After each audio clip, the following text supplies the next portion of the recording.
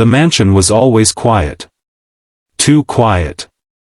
Ever since his wife passed away 2 years ago, Jonathan Miles, a self-made millionaire, had lived surrounded by silence. Money had bought him everything, businesses, cars, properties around the world, but it couldn't buy back the laughter that once filled his home. His daughter, Emily, had been born with a physical disability that made walking painful and dancing impossible, or so Jonathan thought. After his wife's death, the little girl became even more withdrawn. The sparkle in her eyes dimmed, and Jonathan, consumed by his grief and work, didn't know how to bring it back. That evening, Jonathan arrived home earlier than usual.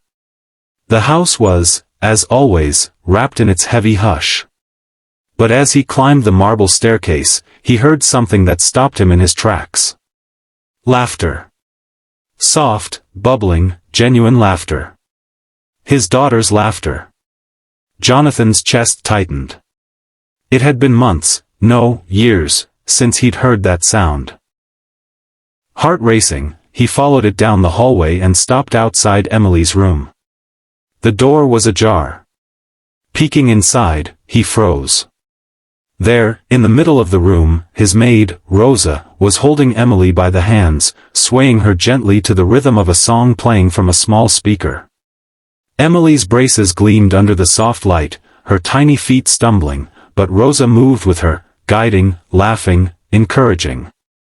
And Emily, his Emily, was giggling uncontrollably, her cheeks flushed with joy, her body moving in ways Jonathan thought she never could. Tears stung his eyes.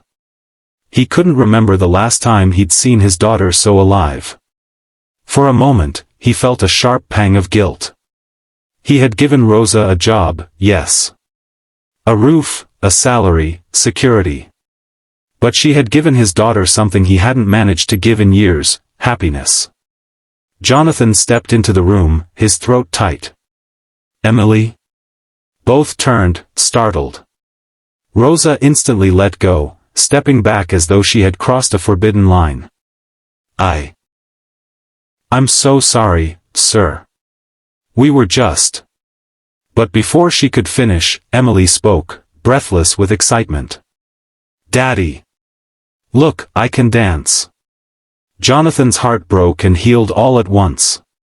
He crossed the room, kneeling down beside her, his hand brushing away the sweat from her forehead. Yes, sweetheart. You can. You absolutely can. Rosa lowered her gaze. I didn't mean any disrespect, sir. She just asked me if I would teach her. I didn't think. Jonathan shook his head, cutting her off. You thought of something I never did. You gave her courage. The room went quiet, except for Emily's soft giggles. Jonathan realized that for all his millions, for all his attempts to control and protect, he had overlooked the simplest truth.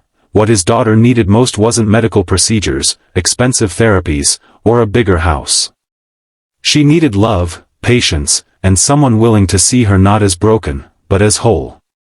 That night became a turning point. Jonathan didn't just thank Rosa. He promoted her, making her Emily's full-time caregiver and dance partner. Soon, dance sessions became a daily ritual. Emily's laughter returned to the house, echoing through the halls like sunlight after a long storm. Months later, at a small school talent show, Jonathan watched from the audience as Emily, with Rosa by her side, danced in front of a crowd. The braces still hugged her legs, but her movements were filled with confidence and grace. The audience gave a standing ovation. Jonathan's eyes brimmed with tears. For the first time in years, he wasn't thinking about deals or profits. He was simply a father, proud, grateful, and humbled. He realized something profound that night: wealth means nothing if it doesn't create joy. And sometimes, the smallest acts of kindness, a maid taking a little girl's hands and teaching her to sway, can change a life far more than money ever could. As the applause thundered, Jonathan took Rosa's hand and whispered, "Thank you. For giving my daughter back her smile. And giving me back my heart." And from then on, the millionaire's mansion was never quiet again. True wealth isn't measured by money, it's found in laughter, kindness, and the love we share.